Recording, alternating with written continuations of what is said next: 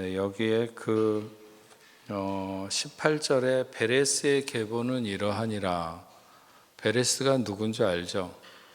마태복음 1장에 보면 유다는 다말에게서 베레스와 세라를 낳고 하는 말이 기록되어 있습니다. 그래서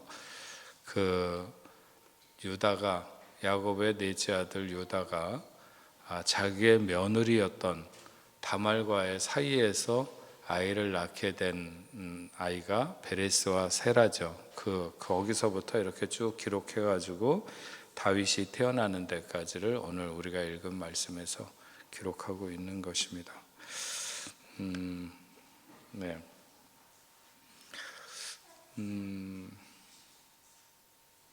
룻기 굉장히 짧은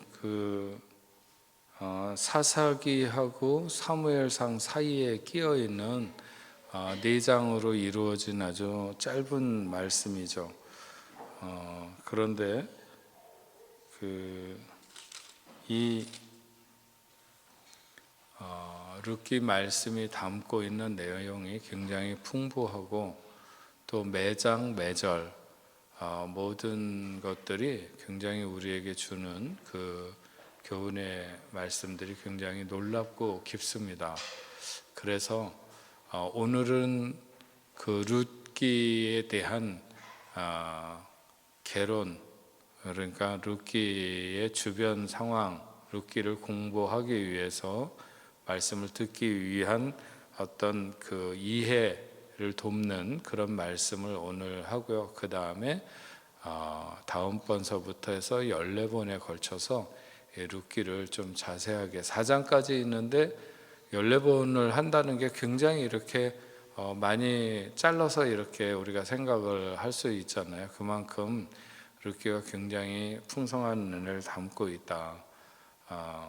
제가 룻기를 아마 두 번, 세 번째쯤 할 것 같은데 짧으니까 자주 이렇게 하게 되는데 이 룻기의 말씀도 저희가 이 화요 예배 영상을 통해서 이렇게 담아서 이번에는 저희가 홈페이지에 나와 있는 대로 룻기 우리의 고엘이 되신 그리스도라고 하는 제목으로 우리 특별 시리즈로 해서 화요 시간 예배 시간에 이렇게 하려고 합니다. 비록 작은 수가 나왔지만 그래도 굉장히 귀하다. 저는 그렇게 생각이 들고요.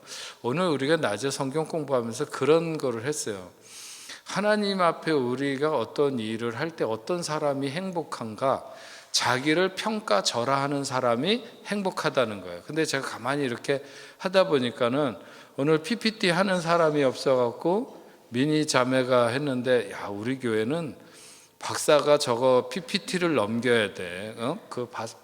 어디에 파스테르에서 연구원으로 있는 사람이 저걸 넘겨야 돼. 근데 미니 자매는 이걸 하면서 내가 이걸 하고 있어야 돼? 이러면 이제 불행해지는 거죠. 근데 하나님, 내가 이런 일을 할 수 있다니 얼마나 감사한지 모르겠습니다. 이렇게 자기를 그리스도의 일 앞에서 평가절하할 때 우리는 행복해진다는 거예요.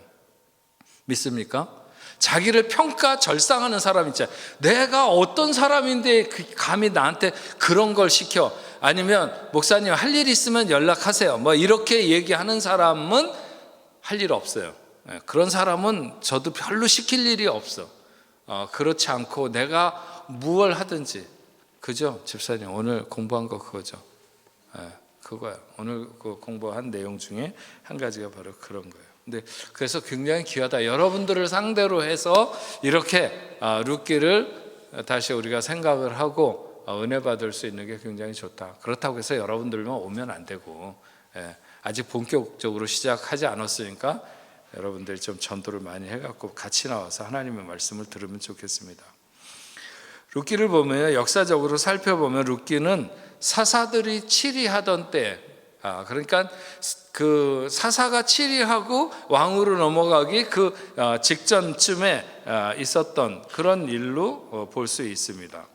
사사 시대는 이스라엘의 영적 암흑기다, 이렇게 부를 수도 있죠. 이때 이방인들을 들어 쓰시는 하나님의 특별한 섭리, 이런 것들이 나타나 있습니다. 택한 백성을 통한 구원의 빛을 비추는 것이 아니라 이방 여인, 정말 그 당시에 유대인들에게는 생각할 수도 없는 그런 이방 여인 룻을 택해서 구원의 빛을 비추는 새로운 질서를 이미 오래전에 신약 성경에서 예수는 그 베드로를 불러서 뭐 고넬료의 집에 보내거나 아니면은 사도 바울을 써서 이방인의 사도가 되도록 하는 그때의 이방을 하나님이 이방의 빛을 비추려고 하는 그 역사가 그때 있었던 것이 아니라 이미 사사시대 때에도 그런 하나님의 계획이 있었다 하는 것을 우리는 오늘 말씀을 통해서 봅니다. 룻기가 왜 기록됐을까 하는 이유를 여러 가지로 살펴보면 다윗 조상의 계보를 밝히는데 한 몫을 하고 있는 거죠. 굉장히 그 놀라운 얘기 아닙니까? 물론 그 다말이라고 하는 그 여인이 그 계보에 들어간 것도 놀랍고, 또 보아스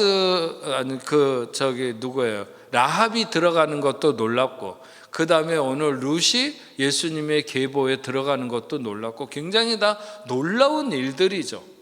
그런데 어쨌든 그렇게 해서 그런 데서 예수 그리스도가 나시게 된다, 그런 것들을 갖다가 밝히고 있고요.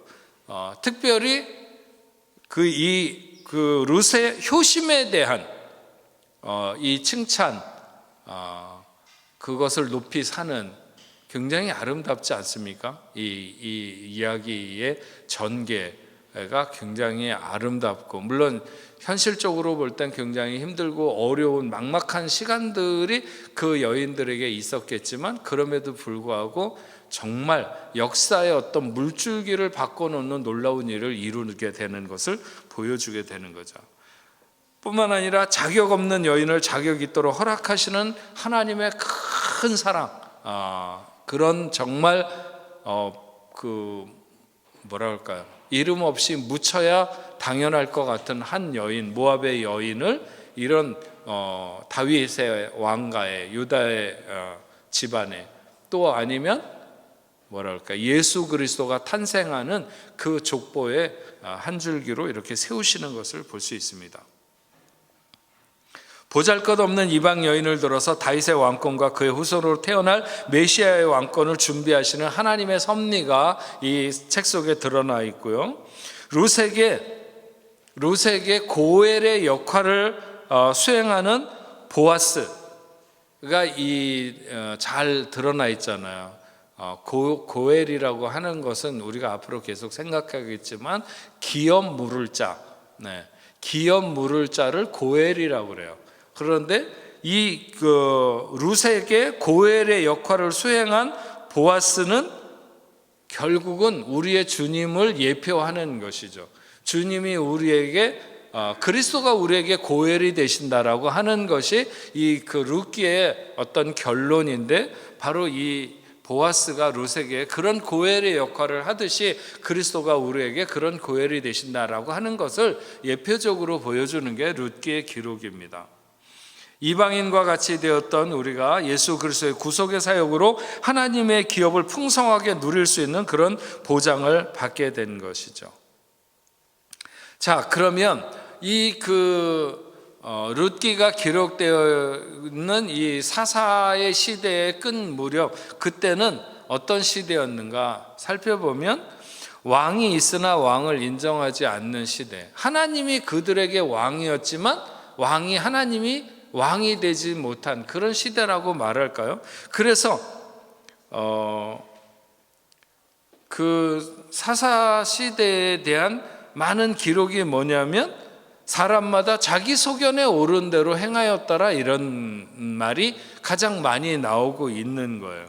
그래서 사사기는 그 내용이 무질서하고 또 끊임없이 하나님을 배반하는, 그리고 하나님의 뜻에 무관심한 이런 시대로 특정 지어져 있는 거죠. 이스라엘 지파들은 자신들의 기업으로 삼을 땅을 취하러 가는 일에 큰 관심이 없는, 그들은 여호와와 그분의 축복에도 무관심한, 오히려 더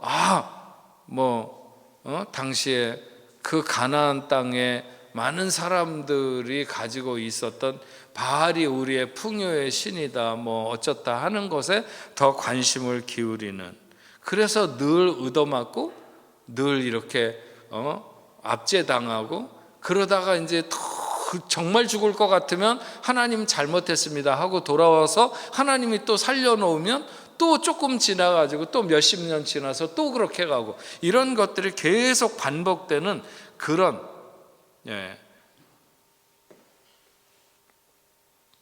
그래서 결국 그렇게 하나님을 배반하고 자기 소견에 옳은 대로 행하는 무질서의 삶을 살아가는, 어떻게 보면 오늘 우리 시대에도 비슷하지 않을까.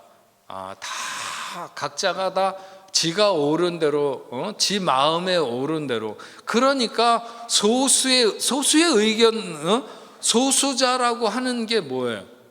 소수자라고 하는 게 뭐야? 독특하게 자기만 가진 자기의 기준을 내세울 때 그걸 존중해 줘야 된다는 게 소수자의 의견이에요. 근데 그게 하나님이 본래부터 만든 그런 어떤 정체성, 이런 것까지 다 지가 주관하려고 그러는 거죠.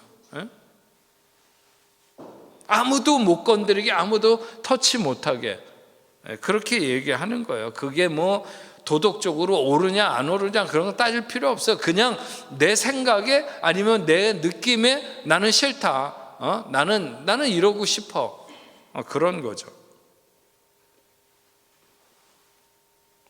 그래서 영적으로 보면 우리가 이 사사기와 비슷한 시대를 살아가고 있지 않은가. 오늘날도 많은 그리스도인들이 왕이 없는, 하나님이 왕이었지만 실제로 왕이 아닌, 여전히 자기 소견에 옳은 대로 행하면서 사는 그런 크리스찬들이 너무 많은 시대가 아닌가 하는 거죠. 또 그것을 다른 말로 말하면 사람이 왕인 시대. 사무엘상은 사람이 왕인 시대에 대한 책이에요. 사무엘 시대의 백성들은 열방과 같이 우리에게 왕을 세워서 우리를 다스리게 해달라, 이런 것들이 막 사람들에게 막 일어났어요. 그런 생각들이. 그래서 하나님께서 그들에게 한 왕을 세우게 되는 거죠. 그 사람 누구예요? 사울. 사울은 어느 지파 사람이에요? 베냐민 지파 사람이에요. 사울은 결코 이스라엘 왕조의 왕으로 세워질 계보에 들어있지가 않아요. 창세기 49장 10절에 의하면 베냐민 지파에서 왕이 나는 게 아니라 어느 지파에서? 유다 지파에서 왕이 나도록 돼 있어요. 하나님께서는 왜 사울을 왕으로 그들에게 세워주었는가? 그 왕을 세움으로 인해서, 왕을 세운다는 것이 얼마나 그들로 하여금 많은 고통과 어려움, 압박을 느끼게 할 것인가 하는 것을 훈련하고 징계하고 몇 가지를 가리키고 싶어서 사울을 왕으로 세우십니다. 사무엘상은 사람이 왕인 역사에 대해서 말하고 있어요. 물론 사울은 겸손한 사람으로, 그리고 이스라엘 가운데 그 용모가 준수한 사람으로 등장했습니다. 그는 화평케 하는 자로 그의 삶을 시작했지만 결국은 불화하고 핍박하는 자로 끝나게 되고, 맨 마지막에는 자살이죠. 적군에 의해서 죽었느냐, 아니면 표현은 여러 가지 있지만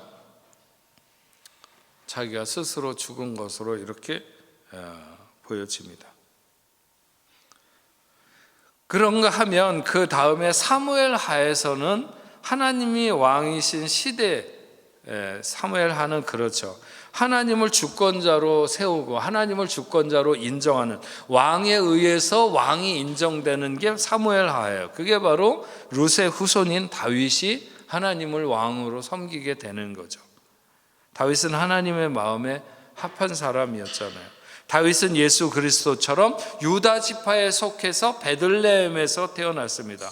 그는 목자였는데 우리 주님은 말씀하시길 뭐라고 그랬어요? 나는 선한 목자라. 다윗은 목동이었어요. 주님은 나는 선한 목자라고 하셨어요. 다윗은 공식적으로 보좌에 오르기 전에 많은 시간을 그 백성들에 의해서 배척받았어요. 주님도 역시 그 백성들에게 배척을 받으셨죠. 다윗은 전쟁터에서 그 원수 골리앗을 물리치셨는데 예수님도 사역을 시작하기 전에 광야에서 사단을 물리치셨습니다. 다윗은 왕으로 기름 부음을 받은 후에 오랜 동안 보좌에 앉을 날을 기다렸던 시간이 있어요. 우리 주님도 역시 왕으로 기름 부음을 받으셨지만 그분은 대관식을 기다리셨다, 이렇게 볼 수 있죠. 그런 면에서 다윗과 예수님은 많은 면에서 이렇게 같이 겹쳐지는 것들이 있습니다. 이제 조금 더 깊이 들어가면 룻기에 나타난 그리스도에 대해서 우리가 살펴볼 수 있는데요. 짧은 룻기 전편에 걸친 친족 구속자, 즉 고엘의 개념이 대략 한 13번 정도 나옵니다. 고엘이라고 하는 것에 대한 개념이. 친족, 구속자 제도는 가까운 친족끼리 서로 억울한 살인을 당하게 되거나 그러면 복수를 해주고, 형제가 자식이 없이 죽으면 계대 결혼이라고 하는 것을 통해서 혈통을 잇게 해주고, 형제가 궁핍해서 자신의 땅을 팔았을 경우에 일정한 기간이 지나면 이를 물러서 되돌려 사주는 그런 제도, 이런 모든 것들을 다 합쳐가지고 고엘이라 이렇게 얘기를 합니다. 이런 친족 구속자, 곧 고엘 제도는 룻기에서 가장 강력하게 예수 그리스도가 죄인을 위한 구속의 예표로 드러내주고 있는 것이 바로 이 룻기. 이거보다 더 강력하게 우리를 그 구속자가 되신다고 하는 사실을 드러내고 있는 그런 명확한 말씀이 바로 룻기의 말씀이다 하는 거예요. 그래서 우리는 전체적으로 다 룻기를 통틀어서 우리의 고엘이 되시는 그리스도에 대해서 살펴보려고 하는 것입니다. 고엘, 기업 물을 자, 기업 물을 자라고 하는 말에 해당되는 히브리 원어가 고엘인데, 원래는 단순히 친족이라는 그런 그 뜻이죠. 그러나 성경 율법에 의하면 친족은 친족끼리 어떤 한 사람이 자손이 없이 죽거나 극도로 비난하여서 땅을 팔았거나 위급한 상황을 당했든지 억울한 죽음을 당하면 계대 결혼 혹은 구조, 복수를 행할 의무와 권리를 갖게 된다는 거예요. 그 친족이라고 하는 것은 그런 의미에서 굉장히 중요한 거죠.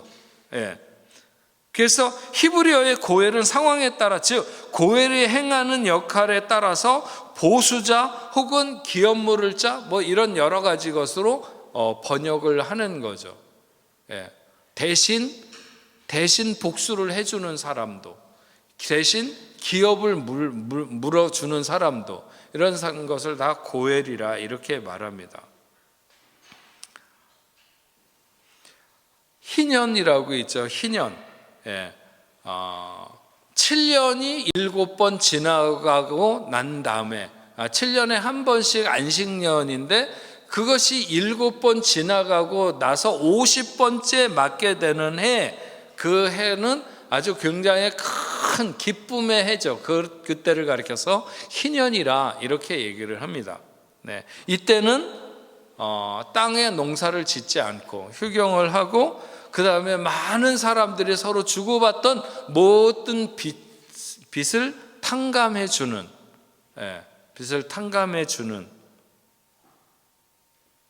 그리고 노예로 이렇게 사왔거나 잡아왔거나 뭐 하여튼 어떻게 되어서 노예로 이렇게 전락한 사람들을 다 돌아가게 하는, 기업 토지나 가옥이 복귀되는 그런 것이죠. 모든 상실과 속박으로부터 원래적인 상태로 회복되는 은혜의 해, 신원의 날, 그때를 희년이라고 말합니다. 희년은 마치 예수 그리스도의 재림 사건으로 완성될 구속사역의 정점을 예표해 준다, 이렇게 볼 수 있는 것이죠. 그러나 재림이 오기 전에 주님이 먼저 오셔서 우리의 고엘이 되어 주심으로 그를 믿는 자들에게 희년을, 그리고 제한적이기는 해도 희년의 축복을 부분적으로 맛볼 수 있도록 다 배려하셨다 하는 것입니다. 여러분, 고엘 제도의 근본적인 목적이 뭐냐? 고엘 제도의 근본적인 목적은 형통의 보존, 억울한 죽음의 복수를 통한 생명의 존속, 이런 것입니다. 이는 우리를 대신에 피를 흘려주셔서 우리에게 생명을 보장해 주시는 그리스도의 구속의 사역을 예표하는 것입니다. 고엘의 책임, 고엘이 된 자는 가난한 혈족의 땅을 도로 사주어야 되고요, 부당한 피해를 당한 친족을 위한 복수를 할 책임이 있습니다. 그리고 그 미망인과 결혼을 해야 했고 그 친족의 죗값을 대신 받기도 했습니다. 우리를 죄로부터 건져서 회복시켜 주시는 예수 그리스도 대속의 사역을 예표하는 것이 이 고엘의 제도가, 그래서 예수님과 우리의 관계를 잘 이렇게 나타낸다. 고엘이 되는 자격, 고엘의 자격은 혈연 관계에 있어야 한다는 거죠. 혈연 관계에 있어야 됩니다. 그리고 그러면서도 자원하는 자가 되어야 되는 거예요. 그래야만이 고엘이 될 수 있어요. 또 기업을 되살 만한 능력이 있어야지만이 고엘이 될 수 있는 거죠. 보아스는 나오미의 밭을 도로 사주었을 뿐만 아니라 룻과의 결혼을 통해 장차 탄생할 메시아의 계보를 이음으로써 고엘의 역할을 감당하는 것을 알 수 있어요. 이는 우리를 구원해 주신 그리스도의 사랑의 사역을 여실히 잘 보여주는 것이죠. 여러분, 룻기라고 하는 이 책의 명칭은 이 오늘 본문에 나오는 여주인공 룻의 이름을 따서 룻기다 이렇게 붙여진 것이죠. 그는 모압은 그 지금의 그 요르단 땅으로 저 밑에까지 내려가는 그쪽 지역을 모압이라고 이렇게 합니다. 그래서 이스라엘 백성들이 그 광야를 다 지나가지고 가나안을 들어갈 때 모압 평지에서 우리가 요즘 보고 있는 신명기의 그 말씀을 듣잖아요. 그 사람들이 거기가 이 룻의 고향이에요. 그러니까는 이제 우리가 배우겠지만 나오미하고 엘리멜렉이 자기가 살고 있던 베들레헴의 흉년이 들으니까 그쪽 모압 지방으로 내려갔다가 거기에서 이제 며느리를 얻게 된 게 룻과 오르바였는데, 어쨌든 이 모압 여인이었지만 그는 결국 다윗의 할머니로서의 예수의 직계 조상이 되는 이 놀라운 일을 우리가 보게 됩니다. 오늘 그 룻기의 그 말씀은 다윗 왕의 증조모인 룻이라는 한 모압 여자의 생애를 내용으로 하고 있는데, 굉장히 탁월한 문학적 재질을 가지고 이 저자는 정말 어떤 뭐라 그럴까요? 한편의 전원시 같은 굉장히 아름답게 히브리 사람들이 멸시하는 이방인을 중심에 놓고 이런 여인의 이야기를 아름답게, 사실 이렇게 여인을 중심에 두는 것조차가 굉장히 이거 보면 숫자에도 쉬지 않았던 시대, 여인의 이름도 잘 안 기록하던 시대, 그런데 이 여인을 중심으로 해서 이 아름다운 룻기가 쓰여졌다고 하는 것은 굉장히 놀라운 일이죠. 내용은 우리가 잘 아는 대로 엘리멜렉이라고 하는 한 히브리 사람의 가족이 함께 모압으로 이사를 가서 살았다 하는 것이죠. 그런데 가장인 엘리멜렉은 불행하게도 객사를 하고, 미망인이 나오미는 역경 중에서도 두 아들을 길러서 모압 여자들에게 장가들게 하고 위로를 받으면서 살게 되었다. 그러나 불행은 계속되어 두 아들 역시 일찍 죽어버렸다는 거죠. 불행한 나오미는 고국으로 돌아갈 것을 작정하고 두 며느리에게 계가해서 각자의 길로 찾아가라고 합니다. 큰 며느리 오르바는 떠나갔지만 둘째 며느리는 룻은 시어머니와 운명을 같이 하겠다고 하고 결코 떠나지 않게 되는 거죠. 고국에 돌아온 후에도 시어머니를 정성으로 봉양하던 룻은 후일에 시가에, 그러니까 나오미의 친척이며, 그러니까 엘리멜렉의 친척이며 재산도 있고 인격도 훌륭한 구속자 고엘이 되는 보아스의 아내가 되고 그들 사이에서 오벳을 낳고 오벳은 이새를 낳고 이새는 다윗을 낳게 되는, 그가 바로 다윗 왕이 된 거죠. 이스라엘의 두 번째 통일 왕국 이스라엘의 두 번째 왕인 다윗이 그렇게 태어난다. 오벳이 이새를 낳고 이새가 다윗을 낳는. 사실 그 시대나 여러 가지 그 상황으로 보면 굉장히 국수적이고 배타적인 그런 이스라엘 민족주의에 상반되는 사상이 그 말씀에는 기록되어 있습니다. 즉 그들이 멸시하는 모압의 한 여인이 그들이 가장 존경하는 다윗의 증조모라고 하는 것과 그 여인이 얼마나 훌륭한 인간성을 가진 모범적인 인간이었는가라고 하는 것을 아주 이렇게 거울처럼 봐라, 이런 사람이 있다, 이렇게 전 유대 민족 이스라엘 사람들에게 높이 들어 비추는 거죠. 선민 사상으로 굳어져 있던 유대교에 비추어 볼 때 본서의 사상은 굉장히 독특하고 또 대단한 것이다, 이렇게 말할 수 있습니다. 특히나 남성 위주의 남존여비 사상이 농후한 시대의 유대 사회에서 여성의 위치와 가치를 마음껏 높이면서 이렇게 나타내 보여주는, 물론 다윗의 족보를 밝히기 위한 목적도 있고 효를 중심한 선한 가정생활에 대한 중요한 내용도 같이 담고 오늘 말씀이 기록되어 있는 것을 알 수 있습니다. 그 본문이 어떻게 되어 있는가 하는 것은 우리가 차례대로 공부해 가면서 앞으로 보도록 하고요. 이 마지막으로 룻기서를 통해서 우리에게 보여주는 구속사적인 예표에 대해서만 잠깐 살펴보고 오늘 이 룻기를 공부하기 위한 준비에 대해서 마치려고 하는데, 성경은 영원한 하나님의 섭리와 경륜을 잘 드러내고 있습니다. 하나님의 창조 사건은 인간의 불신앙과 불순종으로 타락하는 것으로 끝나지만, 그래서 결국 하나님이 만들어주신 당신의 왕국은 타락한 인간을 쫓아내게 됩니다. 그래서 새롭게 시작되는 구속사로 역사는 이어질 수밖에 없게 된 것이죠. 구속사라고 하는 것은 사람을 찾아 회복하시려는 하나님의 사랑의 역사와 하나님의 영광을 되찾으려고 갈망하는 인간의 믿음의 역사로 이렇게 점철된다고 볼 수 있는데요. 결국 새 예루살렘 성의 건축으로 결론 지어지는 계시록의 역사는 구속사의 절정으로 신랑인 예수 그리스도와 신부인 교회가 함께 결혼하는 것으로 완성된다, 이렇게 볼 수 있습니다.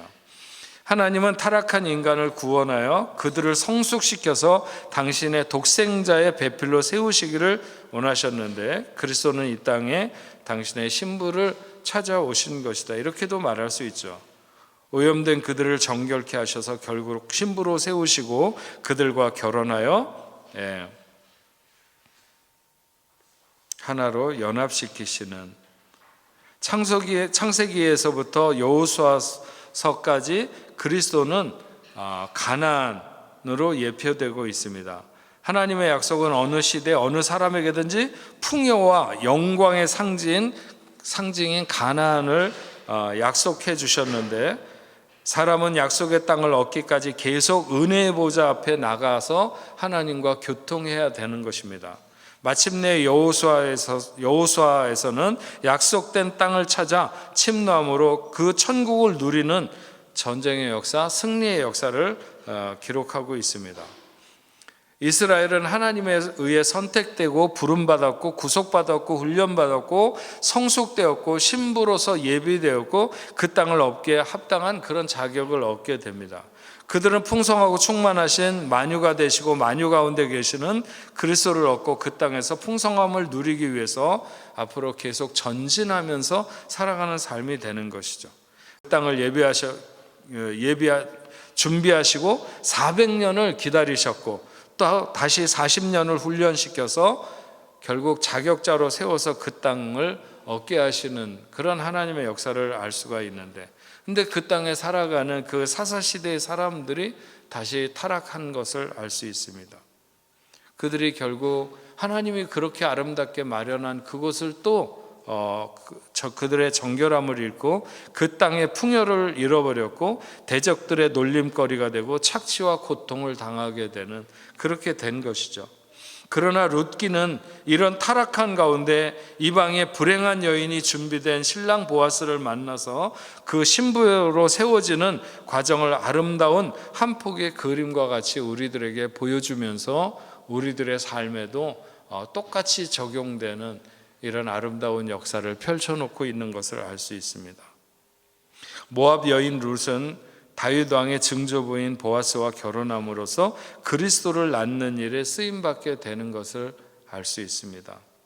여러분, 룻기 1장에서 엘리멜렉이 결국 그렇게 인생이 흘러서 모압 땅까지 내려가서 거기서 죽게 되거나 아니면 그런저런 여러 가지 형편을 만나서 나오미가 다시 베들레헴으로 돌아오게 되고, 그리고 룻의 지혜로운 선택을 통해서 결국은 그리스도가 이 땅에 오는 것을 예비한 이런 아름다운 역사를 써내려간 이런 것들이 룻기서를 통해서 주어지게 되는데, 우리 14번의 시간, 앞으로 14번의 시간을 통해서 룻기의 말씀을 이렇게 잘 나누어서 생각하는 중에 정말 우리를 향해서 나는 정말 보잘것없는 어쩌면 그 모압 여인 룻과 같이 또 출생만 그런 것이 아니라 삶의 여정도 그럴 수도 있고